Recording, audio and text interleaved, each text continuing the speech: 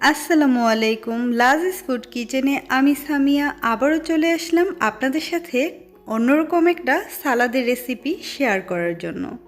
আর আজকে আপনাদেরকে আমি করে দেখাবো বিটরুট দিয়ে সালাদ। বিটরুটের কিন্তু অনেক উপকারিতা, আর বিটরুট সালাদ হিসেবে খেতে কিন্তু ভীষণ ভালো লাগে। আর এই বিটরুটের সাথে যদি আরও কিছু অ্যাড করা হয় তাহলে তো কথাই নেই। তাহলে চলুন দেখে আসি এই মজাদার সালাদটা কিভাবে তৈরি করতে হয়।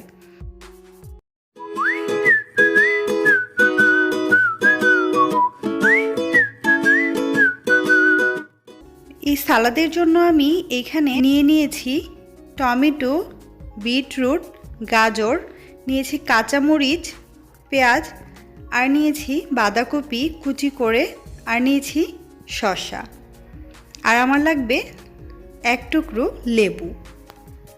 তো প্রথমে আমি একটা মিক্সিং বোল নিয়ে নিয়েছি, আর এতে দিয়ে দিলাম 1 টেবিল চামচ ফেটিয়ে নেওয়া টক দই, সাথে দিয়ে দিলাম হাফ চা চামচ চিনি। চিনিটা মূলত টক দইয়ের টক ভাবটাকে ব্যালেন্স করার জন্য। আর সাথে দিয়ে দিলাম প্রয়োজন অনুযায়ী লবণ, আরও দিয়ে দিলাম আধা চা চামচ গোলমরিচের গুঁড়ো। এখন এই সবগুলোকে খুব ভালো মতো মিশিয়ে নিতে হবে। তারপর আমি এক এক করে সবগুলো সালাদ আইটেম এখানে অ্যাড করব।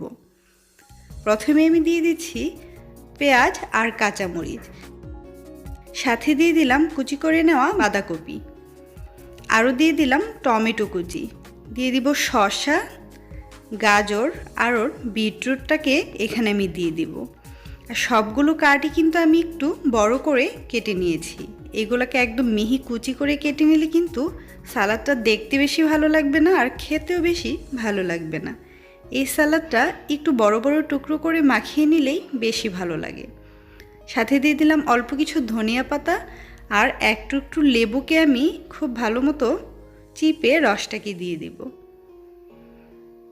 তারপর সবগুলো উপকরণ হাত দিয়েই খুব ভালো করে মাখিয়ে নিতে হবে। মাখানোর কাজটা একটু সময় নিয়ে ভালো মতো মাখিয়ে নিতে হবে। তাই তো খুব ভালো মতো মাখিয়ে নেওয়ার পর এই হচ্ছে সালাদের ফাইনাল লুক। এটাকে আমি একটু সার্ভিং ডিশে সার্ভ করে নিচ্ছি। এই সালাদটা কিন্তু খুবই অল্প সময়ে আপনি বানিয়ে নিতে পারেন। নর্মালি আমরা টমেটো শসা দিয়ে সবসময় সালাদ খেয়ে থাকি। এবার একটু অন্যরকম করে বানিয়ে খেয়ে দেখেন না কীরকম লাগে। এটা স্বাদটা সত্যি অসাধারণ। এটা আপনি পোলাও, বিরিয়ানি অথবা খালি খেতেও কিন্তু ভীষণ মজা পাবেন। অথবা আপনারা এটা গ্রিল, নান এই টাইপের খাবারের সাথেও খেতে পারবেন।